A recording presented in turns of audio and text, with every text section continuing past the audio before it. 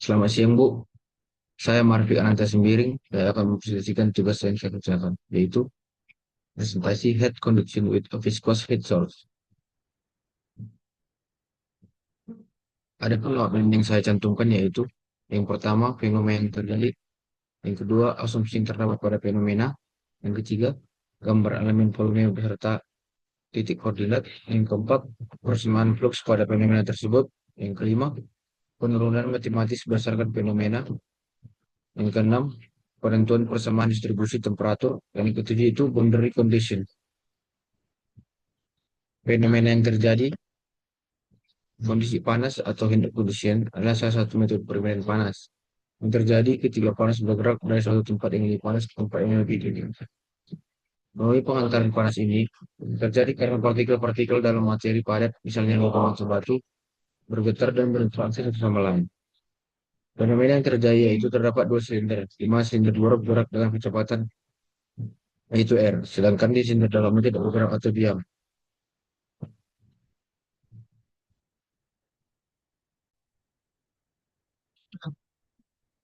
Saya ulangi, fenomena yang terjadi itu terdapat dua silinder, di mana silinder luar bergerak dengan kecepatan yaitu R, sedangkan silinder dalam tidak bergerak atau diam. Panas yang dihasilkan dari silinder luar yang berputar sehingga menimbulkan gesekan terhadap fluid yang menyebabkan panas berupa energi mekanik muncul dan degradasi menjadi energi panas. Terjadi perpindahan panas dari luar menuju ke dalam fluid. Permukaan silinder bagian dalam dan luar dipertahankan pada T sama dengan 0 dan T sama dengan TB, di mana T menjadi fungsi terhadap R itu sendiri. Adapun asumsi yang saya berikan yaitu lengkungan silinder dikalikan dengan suhu fluid yang merupakan fungsi R. Skala B antara silinder lebih kecil dibandingkan dengan panjang L dan lebar. Konduktivitas thermal konstan dan kondensasi berlaku. Nah, ada pun sel energi balance yaitu rate of energy in by convective transport dikurang rate of energy by out convective transport ditambah rate of energy in by molecular transport dikurang rate of energy out by molecular transport ditambah rate of work done on system by molecular transport dikurang rate of work done by system by molecular transport ditambah rate of work done of system by external forces rate of energy production sama dengan 0.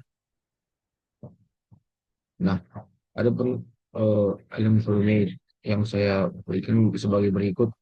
Di sini saya mengatakan gambar. Gambar di sini menjelaskan distribusi suhu pada kondisi panas radial satu dimensi di dalam dinding silinder berongga, misalnya pipa. Pada kondisi steady state, sistem memiliki jari-jari dalam R dan jari-jari luar sebagai RO dengan panas pengalir dari suhu tinggi ke suhu rendah secara radial. Analisis dilakukan menggunakan elemen kontrol berbentuk cincin tipis setelah DR pada radius R. Berbeda dengan dinding datar, luas penampang konduksi pada silinder tidak konstan, melainkan bergantung pada radius dan dinyatakan sebagai A sama dengan 2 VRL. Artinya, semakin besar jari-jari, semakin besar luas area yang dilalui panas.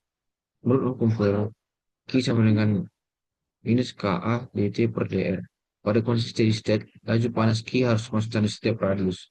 Karena luas A berubah terhadap R, maka gradien suhu dt per dr juga harus berubah agar laju panas tetap sama. Inilah sebabnya profil suhu tidak berbentuk garis lurus, tetapi melengkung. Secara matematis, penyelesaian persamaan konduksi silinder ini menghasilkan bentuk T besar dalam kurung R sama dengan CI dan R tambah C2 yang menunjukkan bahwa distribusi suhu bersifat logaritmik.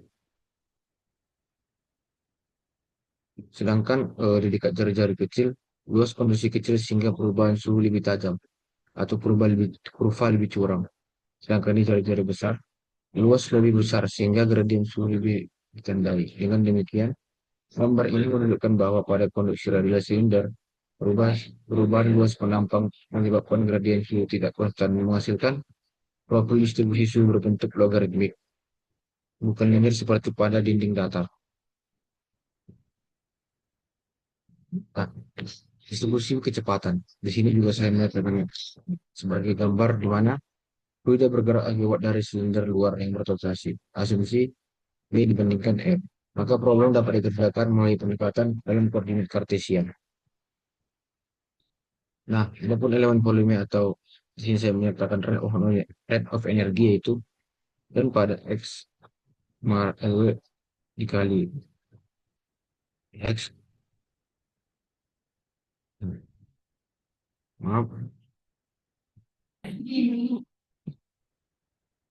baik, gambar ini menunjukkan raca energi pada sebuah balok kecil atau elemen volume dengan dimensi panjang L, lebar W, dan tebal delta X. Tujuannya adalah menghitung total energi pada yang masuk dan keluar dari sistem tersebut. Arah vertikal sumber energi melewati permukaan atas dan bawah atau luas sama dengan L dikali W. Masuk X yaitu energi masuk dari bawah, keluar X tambah delta X. Energi keluar dari atas sebelah masuk keluar dari atas setelah melewati ketebalan delta X. Arah horizontal atau sumbu Z, energi melewati permukaan samping atau luas sama dengan W dikali delta X. Masuk Z sama dengan 0. Energi masuk dari sisi kiri. Keluar Z sama dengan R. Energi keluar dari sisi kanan setelah menuju jarak R. Secara matematis, setiap aliran energi dihitung dengan laju energi sama dengan luas penampang dikali flux energi. Nah,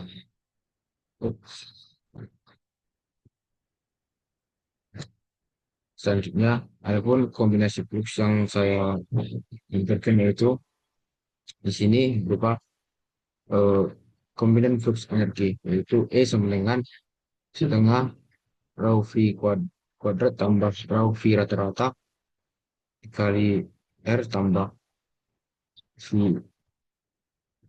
dikali V tambah Q sama dengan setengah rho V kuadrat rho V kuadrat tambah V rata-rata dikali V tambah rho tambah Z dikali V tambah Q sama dengan setengah atau 1/2 rho V kuadrat tambah V rata-rata dikali tambah rho dikali V tambah Z V tambah Q sama dengan 1/2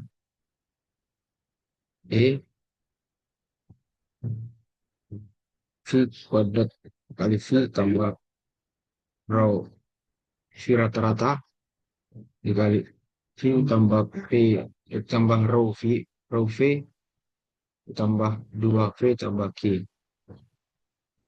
akan nanti akan menghasilkan hasil akhir yaitu E sama dengan 1/2 EV kuadrat tambah V rata-rata dikali V tambah 2V tambah Q.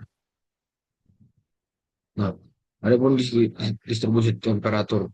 Nah, di mana distribusi temperatur ini kita akan eh, mendapat kondisi batas dan kita di sini juga akan mengintegralkan sebelum kita mendapat boundary conditionnya.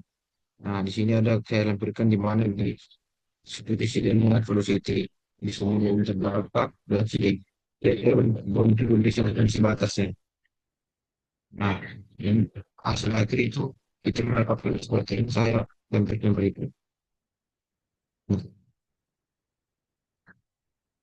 Berikut gambar yang saya tunjukkan.